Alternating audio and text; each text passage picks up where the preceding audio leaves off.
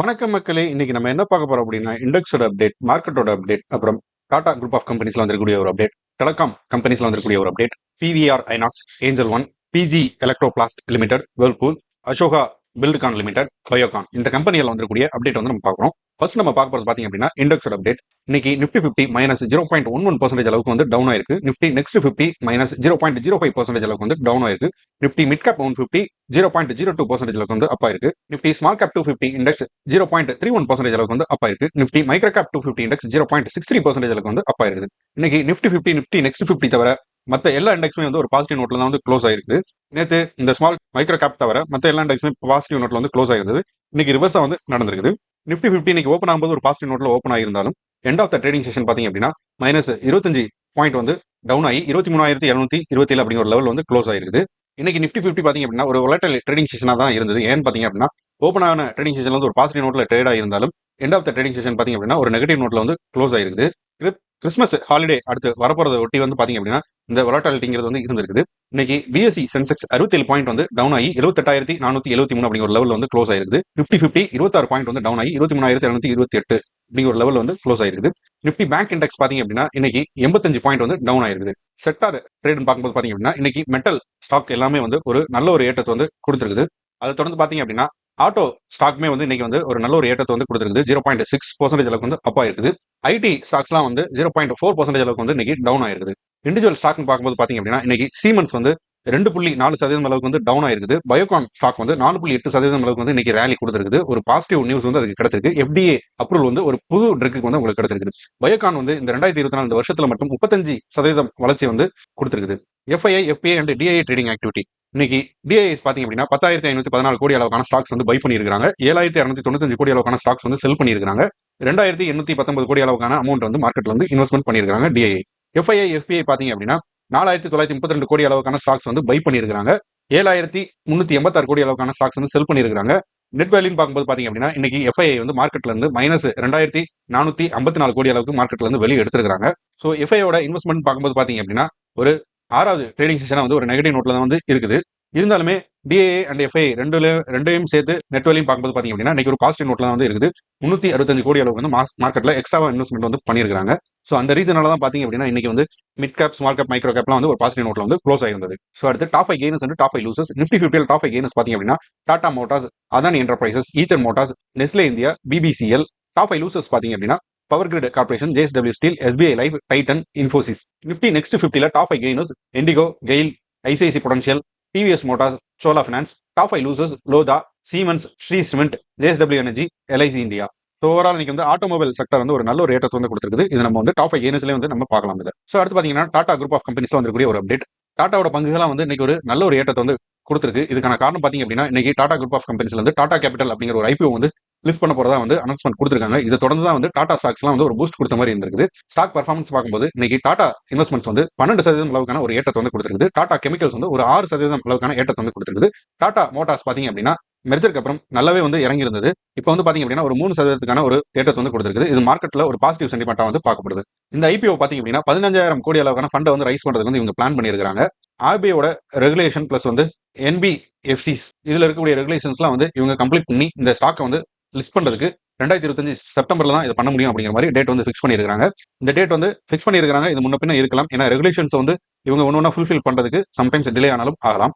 இது market impact பார்க்கும்போது பாத்தீங்க அப்படின்னா டாடா கெமிக்கல்ஸ், டாடா மோட்டார்ஸ்லாம் வந்து இந்த ஐபிஓ நியூஸ்னால நல்ல ஒரு பூஸ்ட்டை கொடுத்து நல்ல ஒரு ஏற்றத்தை வந்து கொடுத்துருக்குது. இதுக்கான காரணம் பார்க்கும்போது பாத்தீங்க அப்படின்னா டாடா கேபிட்டல் ஸ்டாக் வந்து லிஸ்ட் ஆகும்போது பாத்தீங்க அப்படின்னா கண்டிப்பா டாடா கெமிக்கல்ஸ், டாடா மோட்டார்ஸ் வந்து டாடா கேபிட்டல் பங்குகளில் வந்து ஒரு ஷேர் ஹோல்டரா இருக்கிறதுக்கான ஒன் ஆஃப் தி ஷேர் ஹோல்டரா இருக்கிறதுக்கான வாய்ப்புகள் வந்து இருக்குது.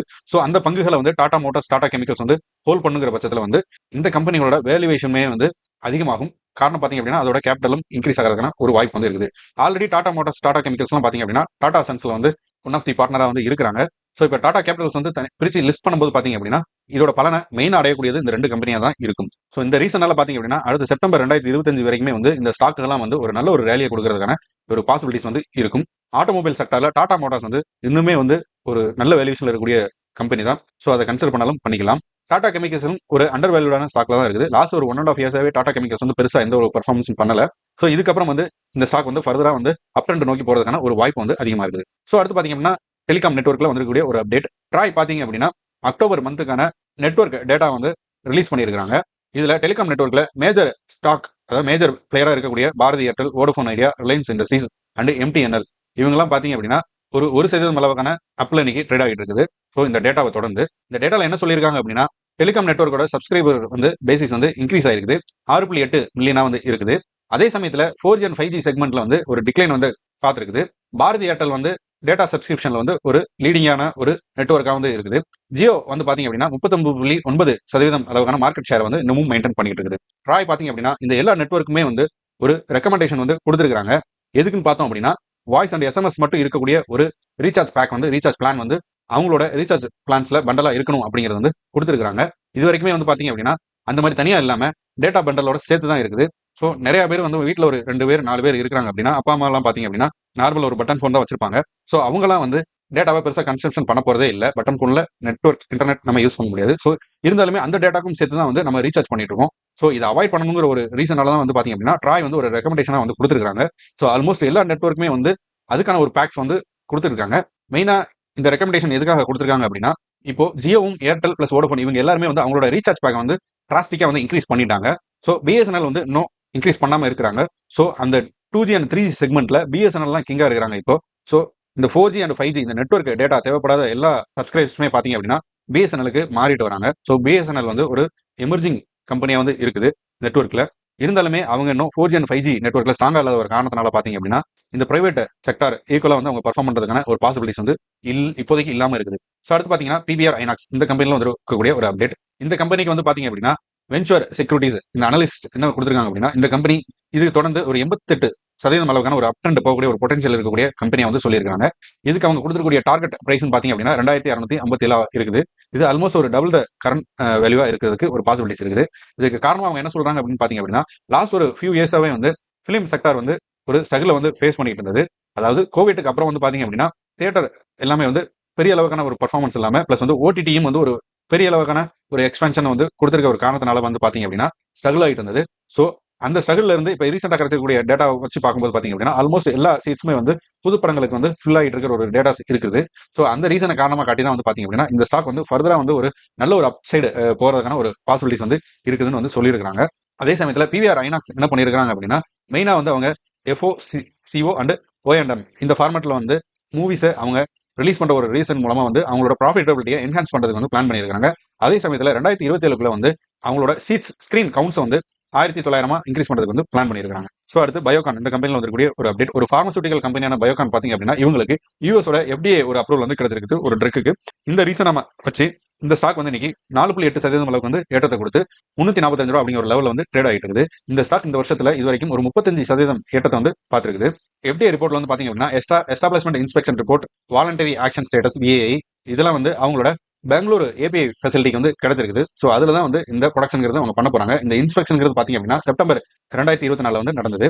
இது எந்த ட்ரக்குக்கான அப்ரூவல்ங்கிறது பாத்தீங்க அப்படின்னா லிராக்ளோடைடு அப்படிங்கிற ஒரு ட்ரக்கு வந்து இவங்களுக்கு வந்து பயோகான் அண்ட் ஜென்டிவ் இந்த 2 கம்பெனிகளுமே வந்து இந்த அப்ரூவல் வந்து ரிசீவ் பண்ணியிருக்காங்க. இது வந்து டைப் 2 டயபிட்டிஸ்க்கு வந்து ட்ரீட்மெண்ட்டுக்கு இருக்கக்கூடிய ஒரு ட்ரக்கா வந்து பார்க்கப்படுது. ஸோ பயோகான் மட்டும் இல்ல, ரீசெண்டா வந்து எஃப்டிஏ அப்ரூவல் வந்து நிறைய வந்து பார்மசூட்டிக்கல் கம்பெனிக்கு வந்து கிடைச்சிருக்குது. ஸோ அதை தொடர்ந்து எல்லா கம்பெனிகளும் வந்து ஒரு நல்ல ஒரு ஏற்றத்தை வந்து கொடுத்துட்டு இருக்குது. ஸோ டாலரோட பிரைஸ் வந்து இன்க்ரீஸ் ஆகிற ஒரு காரணத்தினாலும் வந்து பாத்தீங்க அப்படின்னா இந்த கம்பெனிகளுக்கு கிடைக்கக்கூடிய ப்ராஃபிட்டும் வந்து இன்க்ரீஸ் ஆகிட்டு இருக்குது ஆட்டோமேட்டிக்கா.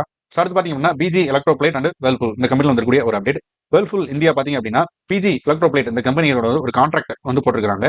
செமி ஆட்டோமேட்டிக் வாஷிங் மிஷின்ஸ் வந்து மேனுஃபேக்சர் பண்றதுக்கு பண்ணியிருக்காங்க. இது வந்து மேக் இன் இந்தியா இனிஷியேட்டிவ் வந்து ஒரு ரீஎன்ஃபோர்ஸ்மெண்ட் பண்றதுக்காக வந்து இந்த கான்ட்ராக்ட் வந்து இவங்க கொடுத்துருக்காங்க. இந்த மேனுஃபேக்சரிங் பாத்தீங்க அப்படின்னா பிஜி எலக்ட்ரோபிளேட் லிமிடெட் கம்பெனியில ரூக்கி ஃபெசிலிட்டியில வந்து ஃபேக்டரியில வந்து இந்த மேனுஃபேக்சரிங் பண்ண போறாங்க.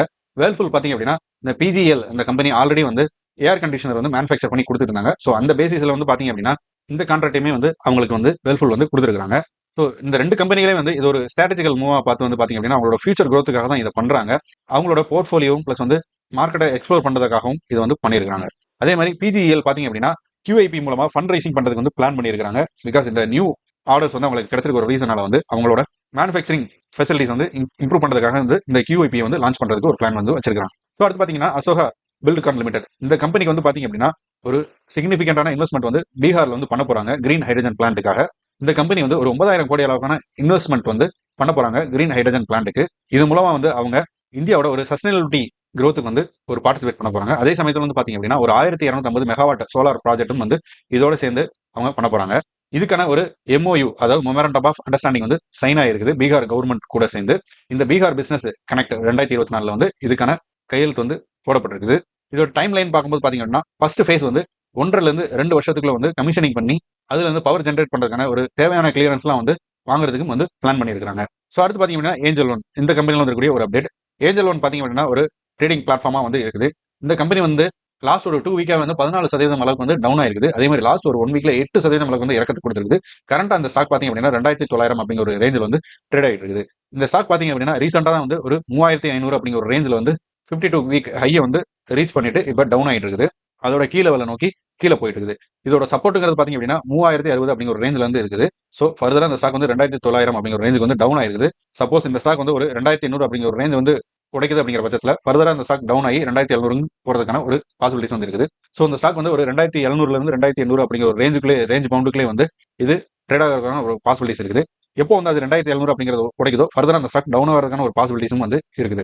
ஸோ இந்த ஸ்டாக் டவுன் ஆகிறதுக்கான ரீசன் பாத்தீங்க அப்படின்னா மார்க்கெட் வந்து இப்போ வந்து ஒரு டவுன் ட்ரெண்ட்ல ட்ரேட் ஆகிட்டு இருக்கு. ஸோ புதுசா டிமேட் அக்கௌண்ட்டும் ஓப்பன் பண்றதும் பிளஸ் வந்து ட்ரேடிங் பண்றவங்களோட ஒரு எண்ணிக்கையும் வந்து குறைஞ்சிட்டு இருக்குது. அந்த ஒரு காரணத்தினால தான் பாத்தீங்க அப்படின்னா இந்த கம்பெனியோட இந்த Q3 ரிசல்ட் வந்து பெருசா இருக்காது அப்படிங்கிறது வந்து இந்த ஸ்டாக் இப்போ டவுன் ஆகிறதே வந்து தெரியுது. ஸோ Q3 ரிசல்ட் வரும்போது இது ஃபர்தரா டவுன் ஆகிறதான ஒரு பாசிபிலிட்டிஸ் வந்து இருக்குது. ஸோ கிறிஸ்மஸ் லீவ் வந்து ஸ்டார்ட் ஆயிருச்சு. ஸோ நாளையிலேருந்து அது கன்டினியூ இருக்கும். ஸோ நாளையிலேருந்துமே வந்து ஃபாரின்ல எல்லா விதமான ஆஃபீஸஸுமே வந்து லீவ்ல தான் இருக்க போகுது. ஸோ இன்னைக்கு ஒரு லாஸ்ட் ட்ரேடிங் செஷன்ங்கிறனால வந்து பாத்தீங்க அப்படின்னா FIS வந்து ஒரு கணிசமான அளவு அமௌண்ட் வந்து மார்க்கெட்ல இருந்து வெளியே எடுத்துருக்காங்க. அடுத்த வரக்கூடிய ட்ரேடிங் செஷன்ல வந்து அவங்களோட பார்ட்டிசிபேஷன் வந்து சுத்தமா இல்லாம போறதுக்கான ஒரு பாசிபிலிட்டிஸ் வந்து இருக்கு. ஸோ DIS வந்து என்ன பண்ண போறாங்கிறது ஒரு கிளியரா ஒரு ஐடியா இல்ல. ஸோ அவங்க இன்வெஸ்ட்மெண்ட் பண்ண போறாங்களா இல்லை ஃபர்தரா அவங்களும் வந்து இன்வெஸ்ட்மெண்ட்ஸ் வந்து வெளியே எடுக்க போறாங்களா அப்படிங்கிறது வந்து தெரியல. ஸோ நாளைக்கு தான் தெரியும் அவங்களோட மூவ் எப்படி இருக்க போகுது அப்படிங்கிறது. ஸோ இன்னைக்குமே வந்து மார்க்கெட் வந்து கொஞ்சம் டல் அடிச்ச மாதிரி தான் இருந்துச்சு. எந்த விதமான ஒரு பெரிய நியூஸஸும் மார்க்கெட்ல இல்ல. வெரி ஃபியூ நியூஸஸ் தான் வந்து இருக்குது. பிளஸ் ரிப்பீட்டடா வந்த நியூஸஸ் தான் வந்துகிட்டே இருக்குது. எல்லாமே வந்து பாத்தீங்க அப்படின்னா நிறைய IPO வந்து ஓப்பன் பண்ணியிருக்காங்க. நிறைய IPO வந்து லிஸ்ட் ஆக போகுது. ஸோ அந்த IPOலாம் நம்ம வந்து என்னங்கிறத வந்து நம்ம ஆல்ரெடி நம்ம பார்த்துருந்தோம். ஸோ அது லிஸ்ட் ஆனதுக்கப்புறம் அது லிஸ்டிங் கெயின் எப்படி இருக்குங்கிறத நம்ம பார்க்கலாம். ஸோ இந்த வீடியோ உங்களுக்கு பிடிச்சிருந்தா லைக் பண்ணுங்க. மேலும் இது மாதிரியான ஸ்டாக் மார்க்கெட் ரிலேட்டடான இன்ஃபர்மேஷன் அண்ட் நியூஸஸ்க்கு நம்ம சேனலை சப்ஸ்கிரைப் பண்ணுங்க. ஃப்ரெண்ட்ஸ் அண்ட் ஃபேமிலிக்கு வந்து ஷேர் பண்ணுங்க. தேங்க்யூ.